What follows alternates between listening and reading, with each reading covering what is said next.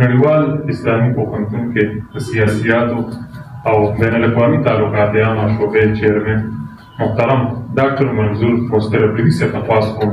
راشي د سپریټ مناسبت تاثرات شریک ټولو اول د پښتو ادبي سوسایټي اسلام آباد ټولو مشرانو او کابینې په خصوصي توګه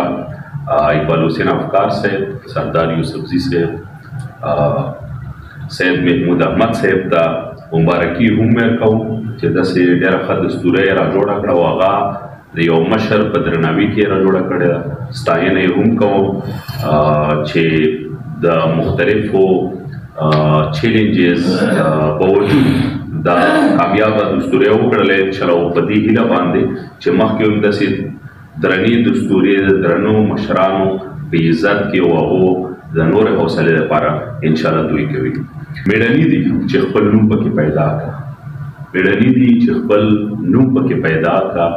ګنې دلته ټول راغلي دي بېنومه. پروفیسر ظاهر شاه ظاهر صاحب باندې ډېرو درنو پوهانو پې خبرې وکړلې، یقینا چې هر اړخ باندې خبرې پې وشولې. ما پر لکه ګرانه هم شي، خو زه دا وایم چې ثوابې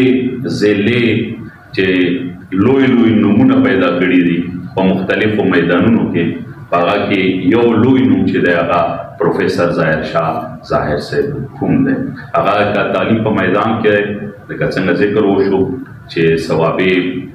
ډیګري کالج نه هلته نه ریټایر شوی دی، نورو کالجونو کې هم خپل خدمات ترسره کړي دي.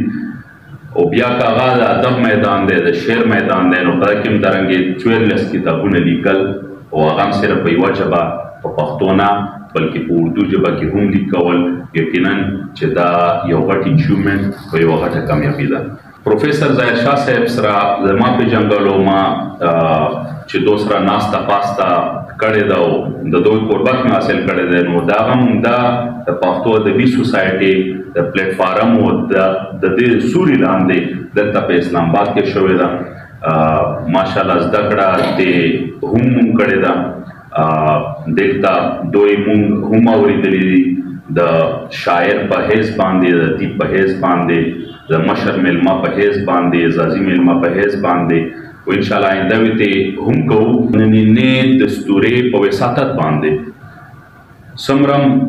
استادان ناست دي، حنیف خلیل صاحب ناست دی، نور دي، یا د میډیا په ذریعه باندې چېرته هم چې د اواز رسیږي، باید چې ظاهر شاه ظاهر صاحب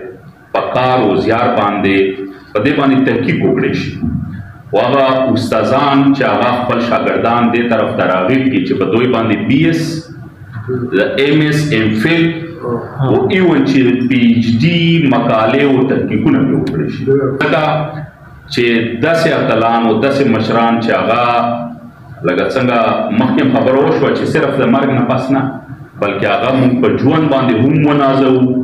و هغو ته درناوی ورکړو. صرف د هغو شخصیت او داسې یو څو خبرې نه چې پرې وشي، بلکې د هغو چې کم کار و زیار دی او کم خدمات دي هغه همیشه دپاره تاریخ په پاڼو کې درج شي، هغه رقم شي او هغه خوندي وساتلی شي چې هغه بیا سوونه بلکې زرګونه کاله پس هم چې کوم نسل وي هغو ته پته لګي چې موږ مشران، موږ اتلان، هغو دا کار و زیار پاتې شوی دی. پروفیسر ظاهر شاه ظاهر صاحب د کتاب نه د شعرونه دوه